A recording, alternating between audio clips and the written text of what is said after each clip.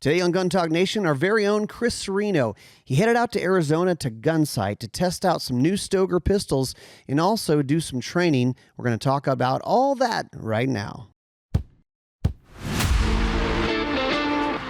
I'm Ryan Gresham, and this is Gun Talk Nation.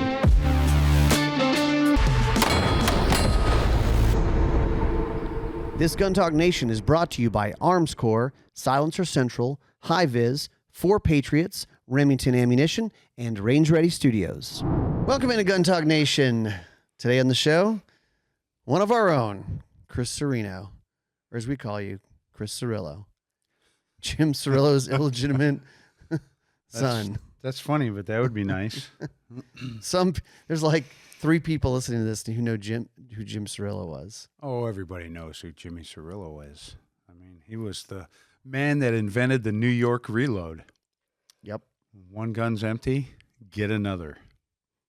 Competition shooters who were on the SWAT or Vice Squad or something like that in New York.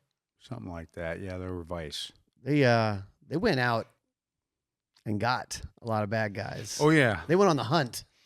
Yeah, but then they banned ambushes and stuff like that.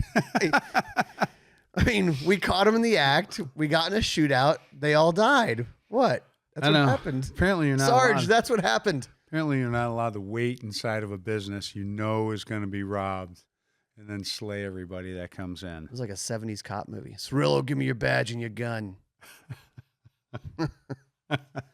So, Chris, well, we're going to talk yard work. We're going to skip over that part. Yeah, well, I'm a little gummed up. You know, I mowed half the yard or a third of the yard yesterday. I feel like I smoked a pack of cigarettes. Yeah, I actually got a little yard work in yesterday too. We're in South Louisiana, folks. It is in the mid to upper 80s most days. It rains every other day.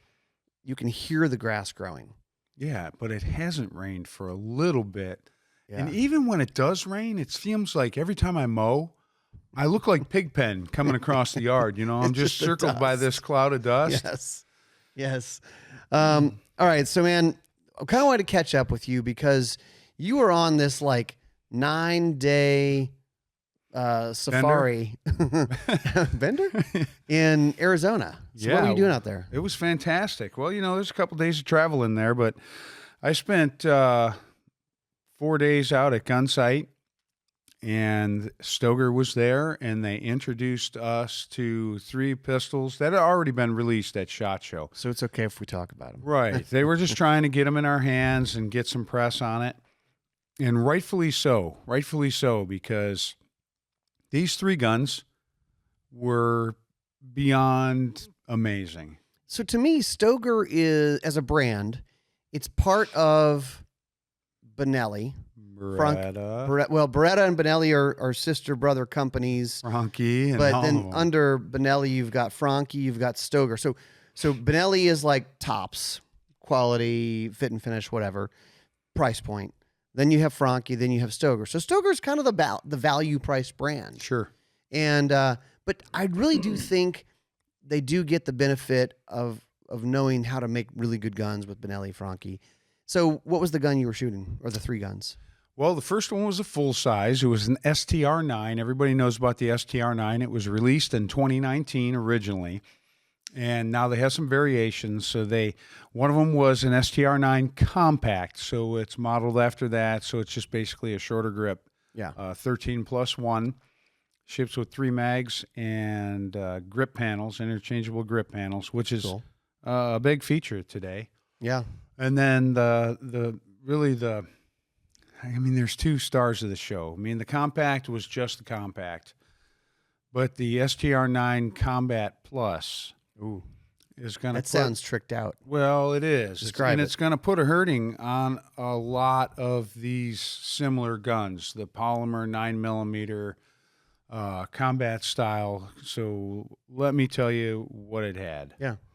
Interchangeable grip panels, mag well, fiber optic sights, fully adjustable rear sight, cut for optics, and I can't remember if you could see the sights through the glass, but it comes with all the plates, so you probably can't. I mean, I shot a lot Was of it a threaded barrel?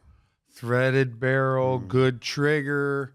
Golly, it was You like the gun. It was a laser beam, a literal tack driver.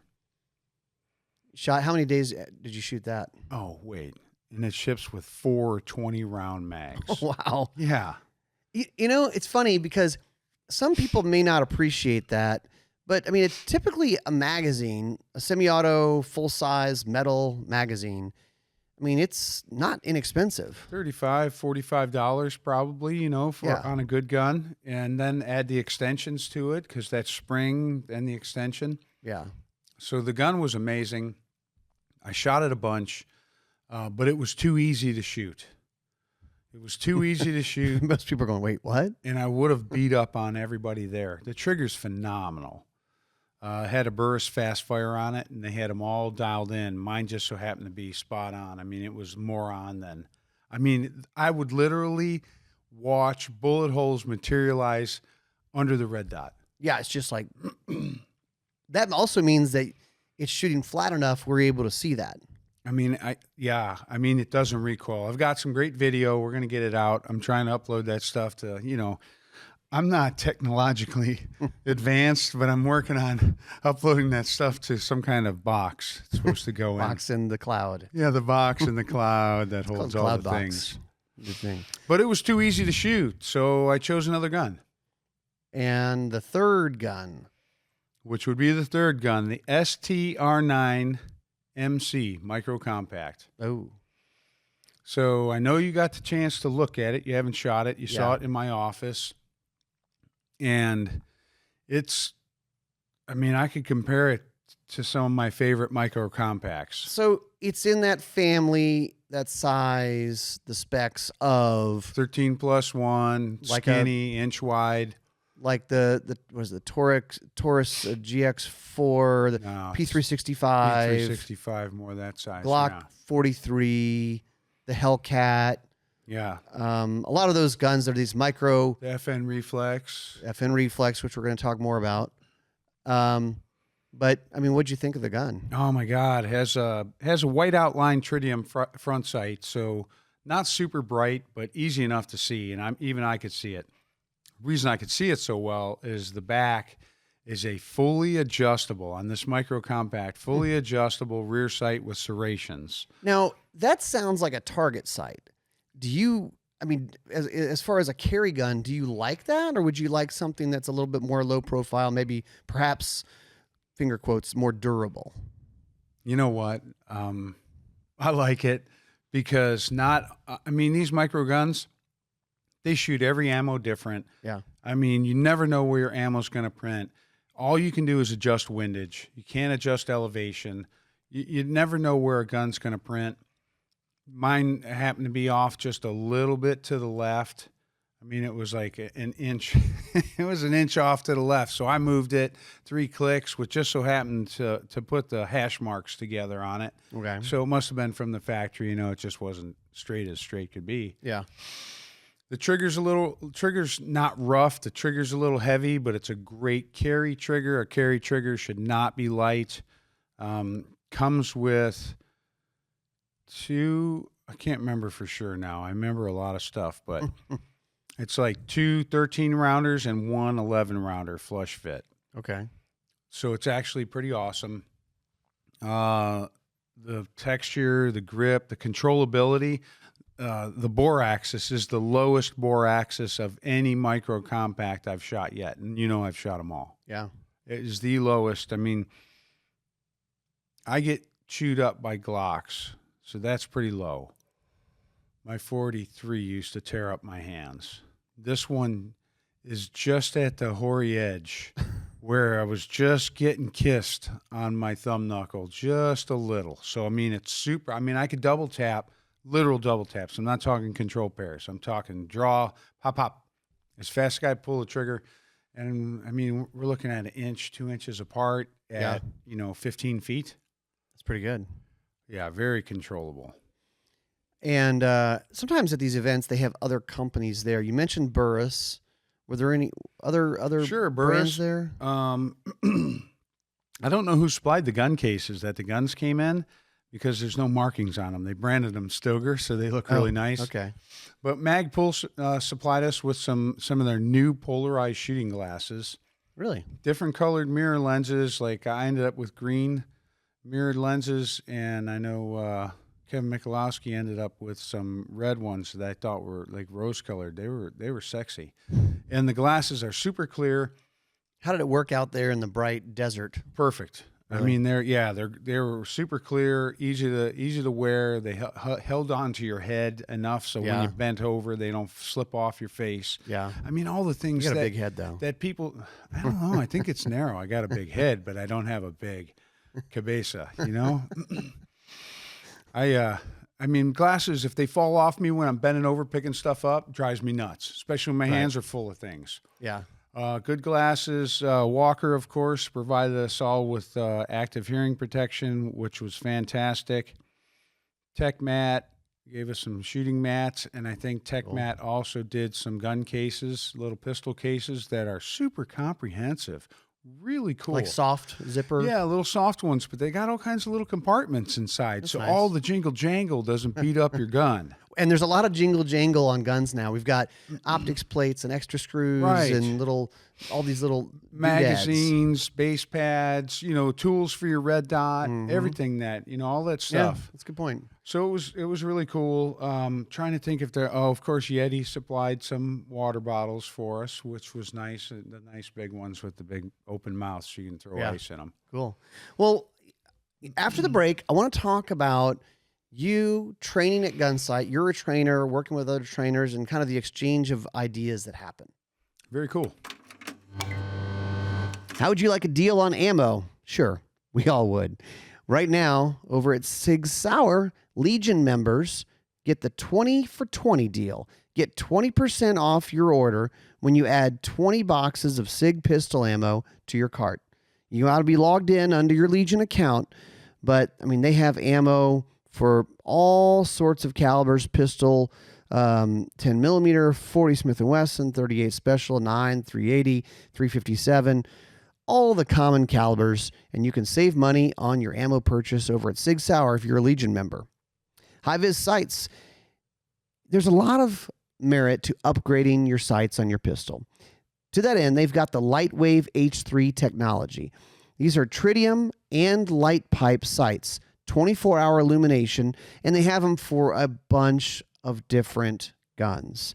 So you have the night sight part of it, but then the Lightwave technology, the light pipes, really glow in regular conditions because night sights don't glow in the daylight. Just sorry to burst that bubble.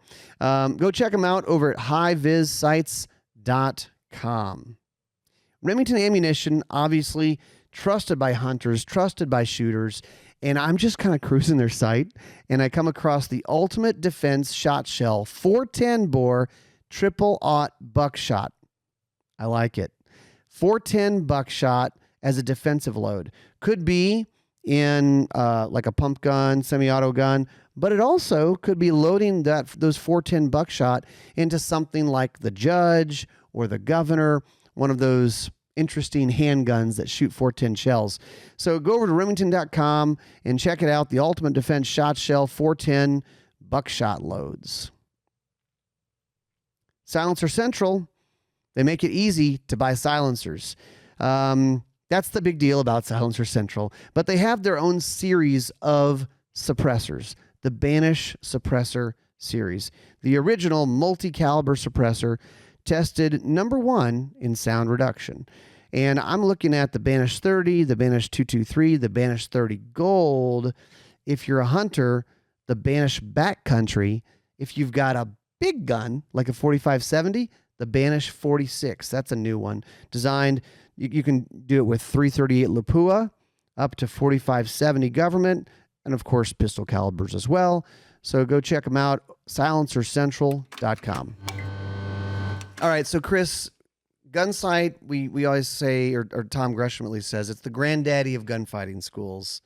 Been around forever, thousands of acres. They run thousands of students a year, kind of the start of modern fighting pistol techniques. And look, It's the Mecca. it's the Mecca, right? You have to make a trip there. Eric Gelhaus. Yes. I hope I'm saying I'm saying your last name correctly. Yeah, that's him. He said he was one of the instructors. Yeah. I took a class with him, kind of more focused on red dots, and he had some nice lessons, some nice things he taught. Yeah, he did a nice job. Of course, Mario Marchman was there. I really like him. He's a big fella, just a big old teddy bear. And then Paul Garcia, and they all co-taught, which was nice. So everybody had a little thing that was their shtick, their specialty. Co-teaching in any kind of class, especially over 3 days, is really nice, because I know as an instructor, it's nice for me to get a break to be able to just not say anything for a while. But It's a lot of work on your feet, talking all the time. Yeah, but for the students to not have to hear you drone on is really cool too, because that does make a difference. So you were telling me there were a couple things that he said that you liked, and there were a few things that you did or said that he was like, "Ooh, Chris, I like that."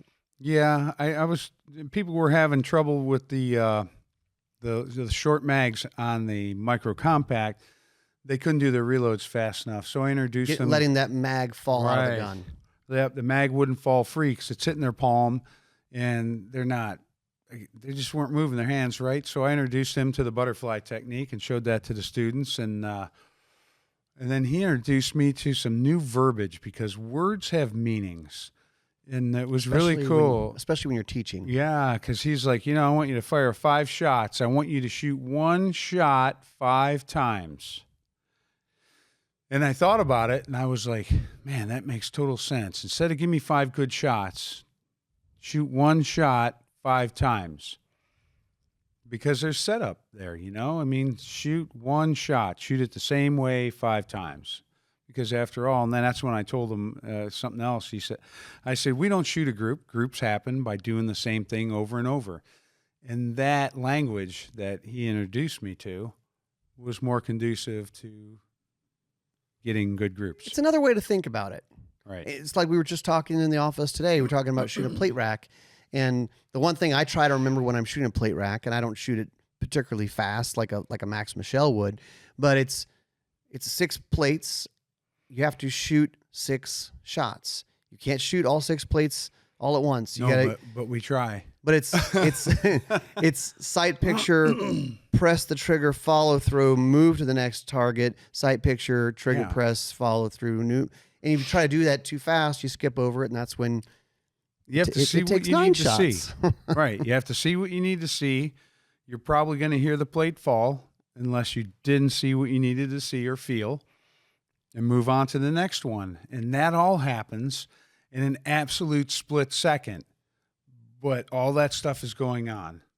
Seeing the sight picture, feeling the trigger, pressing the trigger, hearing the plate go down, moving to the next target, and getting back into the trigger. With enough trigger time and training, you've taught a lot of people, hundreds and maybe thousands of people. At first, what did you see? What did you feel? And they don't know. No. I don't know. Gun went off. It recoiled. Looks like there's a hole down there. By day 3, what you're describing, they know when the gun goes off, they know if they hit it or they missed it without even seeing the target. Right. Like a plate rack. Right. You don't need to see the target. I was working with a lady out on the range today, and it was amazing how in just an hour, she started stopping herself from flinching. She'd start pressing the trigger, and you'd see the gun go, a little Yeah. And she'd stop and then press the trigger and get a good hit. Yeah. And I told her, I said, that's fantastic. And every once in a while she'd miss, and you'd see the gun whip, and she'd say, yeah, I know, I felt it. And I said, listen, you can't stop it all the time. Sometimes you're just in the moment and it's going to fire. Mm-hmm. But, when I work with somebody like that one-on-one, it just reinforces what I know. Because someone who couldn't hit the cardboard in an hour is shooting a plate rack down. How many people own guns or they go buy a gun and they're like, okay, I need to go shoot this gun. and they go to a range, whether it's indoor or outdoor, and maybe they know a little bit about how to load it. Maybe they don't. Maybe they get help. They loaded it, and let's assume it's a semi-auto pistol. They load it. They rack the slide. They point it at the direction of the target, and they start squeezing the trigger. They discharge a gun in a safe direction. And they go, I went and shot my gun today. Right. Was it practice? Do you even know what you did right or wrong or anything? I like the way you just said that. I went and shot my gun today. I made it go off. I shot my gun today. So you discharged your firearm. Hopefully it was in a safe direction. You know, it's like, listen, man, but I was there too. And I wasn't always awesome like I am now. Like I am really awesome. I don't know if you know that. If I do say so myself. No, but I wasn't always like that. I mean, honestly, when I was a young police officer, I don't know how I qualified. I have no idea. I have no recollection of knowing anything other than load up some practice ammo, go down range, load 6, shoot 6, but shoot them in this direction at that target. And then when you're done, holster an empty gun and then move back. We'll load 6 and shoot 6 more. Do you remember, because you just alluded to the police training didn't make you a marksman, didn't make you a shooter. Do you remember, because I know you've done lots of different training in different departments. Do you remember a time when you went, wait a minute, this is different. This is making sense now? Yeah, I was the air marshals. Yeah. Because I had a very difficult gun to shoot, double single action, 229 SIG and 357 SIG, and it was New Mexico, and it was 115 degrees every day, and I was shaking like a chihuahua passing a plum seed. Better yet, make it a peach pit. Right. I mean, I was just nervous because I wanted to do well, and I listened to everything they said. That was when I learned the high thumbs forward grip. That's when I finally started understanding what taking the slack out of the trigger was, because everybody would yell at you, slack out, press, but they never really showed you or explained you. You know, that, and since those times, I've honestly, I've mastered a lot of firearms, but mostly the pistol, because, I mean, I'm definitely not the best out there, but I'm way better than most. And it's because I spend a lot of time doing it and trying to figure out why I'm good at it. Yeah. So I impart that knowledge to the student.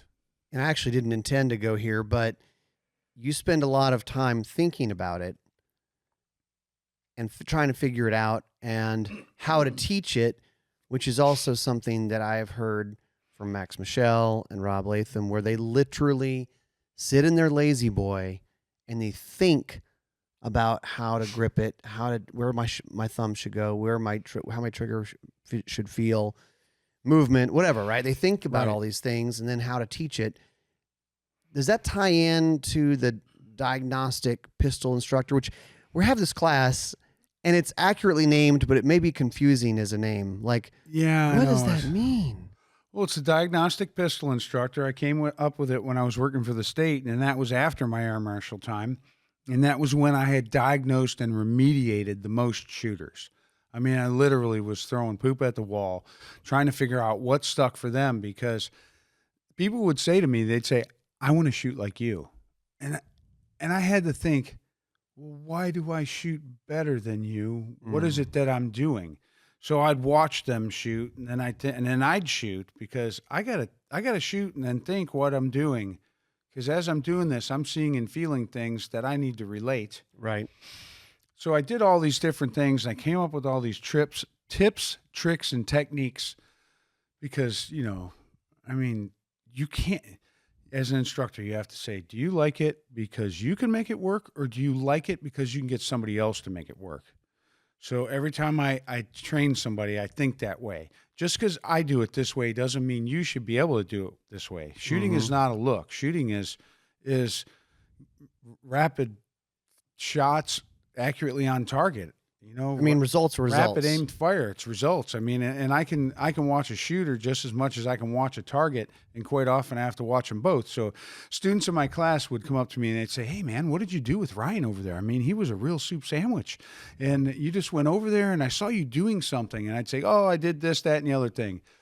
And that happened so many times that somebody finally said, "Man, you need to make a class out of this." Okay. So I did. I made a class out of it where I share all my tips and techniques, and it's not just me telling you, it's me having you come in, shoot, and then do the things that I do, except you do them with your partner on the line. Okay. And then we rotate partners because not everybody has the same gun. And I make sure everybody shoots everybody's gun because that's something I do as an instructor. I want to shoot them all. If I can't make it work, how do you make it work? And also figuring out a technique, it does have to work with a lot of different types of guns, or figure out what doesn't work. Right. So that's actually a class that we are putting on at Range Ready. It's coming up in a couple weeks, June 10th, 11th, I believe. It's over a weekend. So if you're interested, I think. We keep getting registrations. I know we're new. RangeReadyStudios.com. Yeah, I know we're new, RangeReadyStudios.com. A lot of people don't know what we're doing. They may not know anything about me other than the fact that I was on Top Shot, at some point in my life, like 13 years ago, the first time. It's been a while, but it's been a hot minute. So we're getting registrations. We're definitely running the class because we have enough people, but we have seats. Yeah, I think there are some spots. So after this break, I want to talk about you teaching teachers to shoot and to carry in Arizona. Armscor Rock Island Armory, they have a lot of fun guns, and one of the guns I'm looking at on their website is the BBR Standard 380 ACP. It's the Baby Rock, seven shots of 380 in 1911. And I've shot this gun before. It's a really fun gun to shoot, as you can imagine. But 7 shots of 380 in the Baby Rock.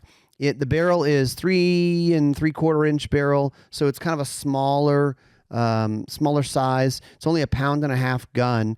Snag-free style rear sight, front sight mounted on a dovetail, rubber grip, black Parkerized, trigger pulls like 7 to 9 pounds, and the MSRP is $399. Pretty cool. Go check them out over at armscor.com. We're talking about taking classes, getting training, and yes, we do have a division of our building here that is the training division, which is Range Ready. And over at rangereadystudios.com, we have a few classes going on right now. Coming up in June, we've got a ladies class coming up June 1 and 2, ladies only handgun class. We also have the Diagnostic Pistol Instructor class June 10th and 11th, and then the Semi-Auto Pistol Operator 1, which is a lot of words, but it's a pistol class. And people ask me all the time, do I need to have like a lot of experience to take that? No. Chris will bring you, if you're an intro, new to this thing, or very experienced, it doesn't matter. You can take the class. So go over to rangereadystudios.com to learn more. We are all about being prepared at Gun Talk and Gun Talk Nation. 4 Patriots is one of the companies that makes this show possible, and they have the Patriot Power Generator.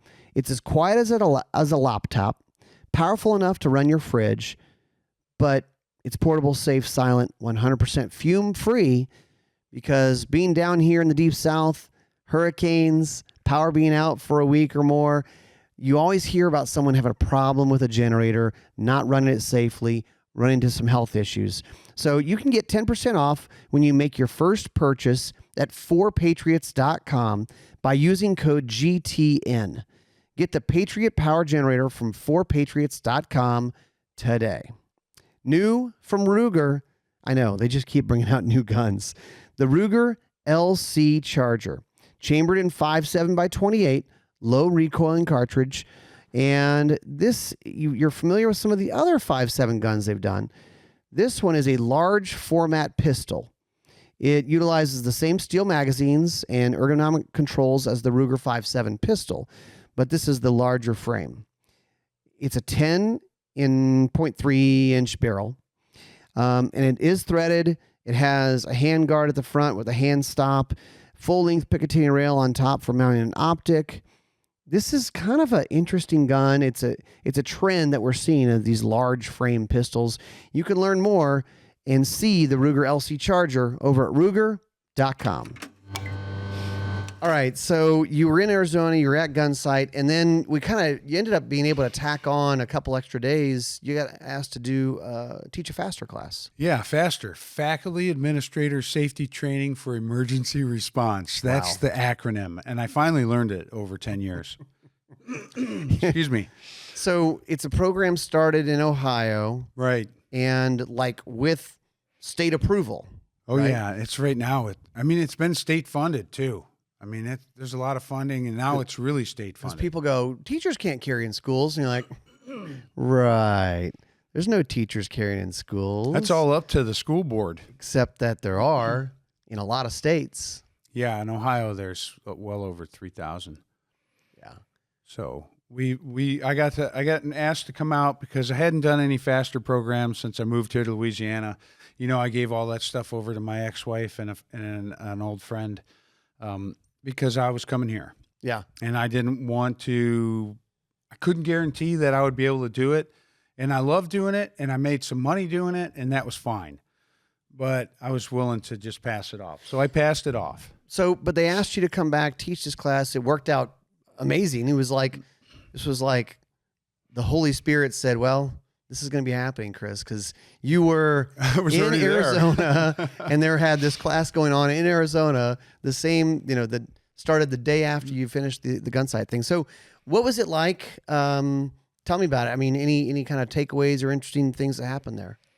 Yeah, there's something about training the average person. And they had to qualify at the Arizona Peace Officer Standard, which I have to say is really high.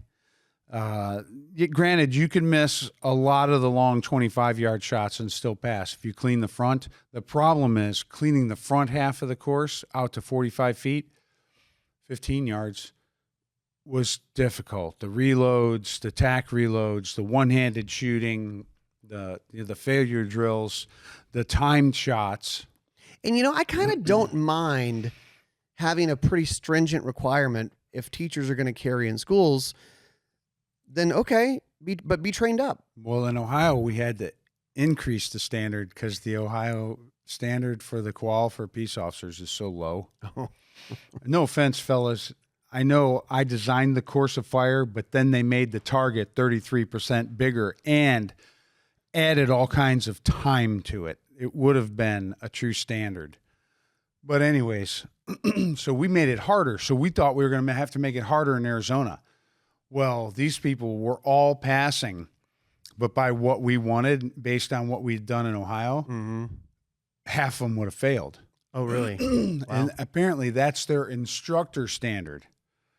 These people get 3 days of firearms training. A peace officer gets 2 weeks, and then they have to qualify. And most of them still can't qualify, except for mere saturation of the air with lead. They shoot and shoot and shoot until you pass. Accuracy by volume. Yeah. So, no offense, fellas. Excuse me. I'm still hacking up grass weeds. Damn. But we got through it, and we made an executive decision. We were just going to hold them to the peace officer standard because I felt it was high enough. We were lucky to have a Navajo Indian reservation cop there. Okay. Who was tremendously skilled, really nice guy, just tremendously nice.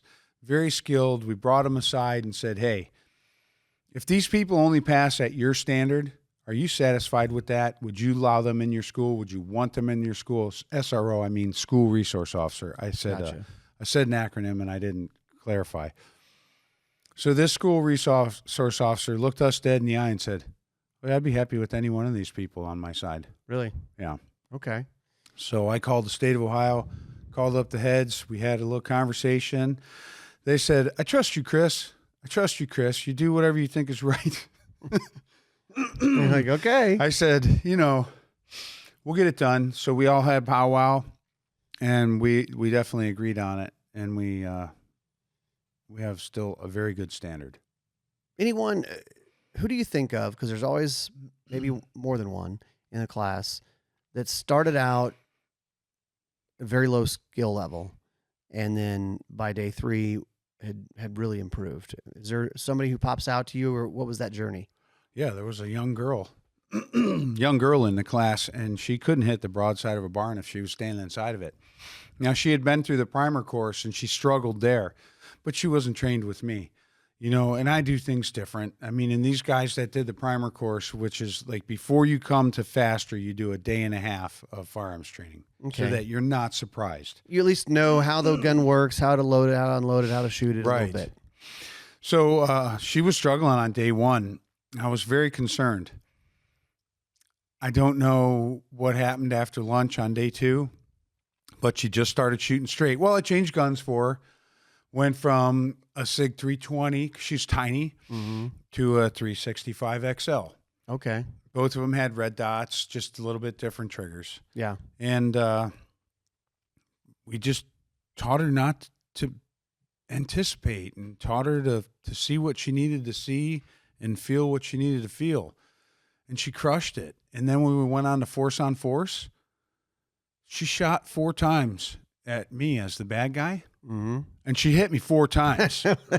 Good. There you go. That's awesome. I mean, she did great. And her heart and force on force was fantastic. Interesting. You're talking about anticipating the shot. I get it. It's the gun makes a lot of noise and it jumps in your hand. There's recoil there. But in reality, most modern 9mm semi-auto guns, it doesn't hurt. It doesn't actually hurt your hand or anything. That's what I ask people. I said, does it scare you when you shoot? Does it hurt? And they're usually like, doesn't hurt, but yeah, it might scare me a little. And, and here's, there's a thing. Cool, we identify it.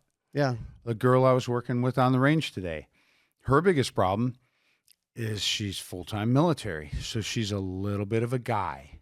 And when you're a guy, you're generally a control freak. Oh, anybody that does anything like we do, if you work with guns, I'm a B+, okay?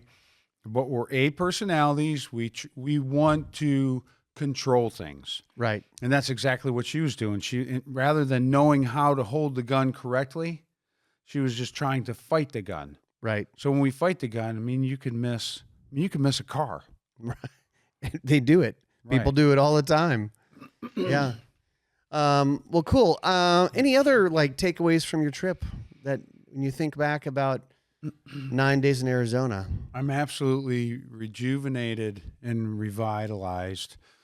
Gunsite was fantastic because when I'm there, I see so much change in what they're doing. They're continually progressing with the modern techniques. Yep. They don't mess with, if you know how to shoot, they don't try to tell you something else. They don't mess with you. And that's something I don't do with people. If you can keep up with me, then I'm not going to change you. Gunsite was great. Of course, I feel very welcome there and I love it. The Faster program and being part of that program in Arizona and getting,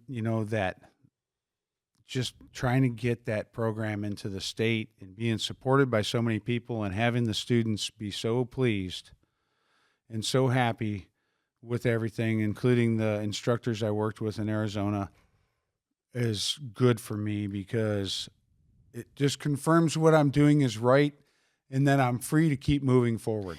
Well, it's so important. It's so important, and really, this podcast ended up really being a conversation a lot about training and people who go to Gunsite.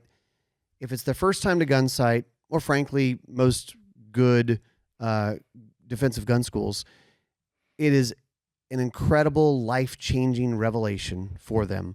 And then typically they all say, I'm coming back. I'm taking another class, whether it's here or where it's another place. And it's so important. We were just talking this morning about, I'm glad there's so many gun owners out there, but I don't want gun owners. I want shooters. Right. I want people who are proficient, who know what the hell they're doing, who maybe it's a little bit of their hobby, or even if it's not your hobby, at least it's this is my responsibility to be proficient at this. And I go take a class once a year. I go shoot whatever. I mean, even if it's only, once every few months, keeping some skill level up. Be able to defend yourself in your own home. know how to work a gun. We call it running the gun. Know how to work it, keep it working, point it in the right direction. Hopefully, I mean, you know the saying, grip, sights, and trigger. Hold the gun right, make a sight picture, and press the trigger without disturbing it, without fear, and you're 80% done. Yeah. Thanks for being on, man. Yeah, well, thanks for having me. I don't get to do this very often.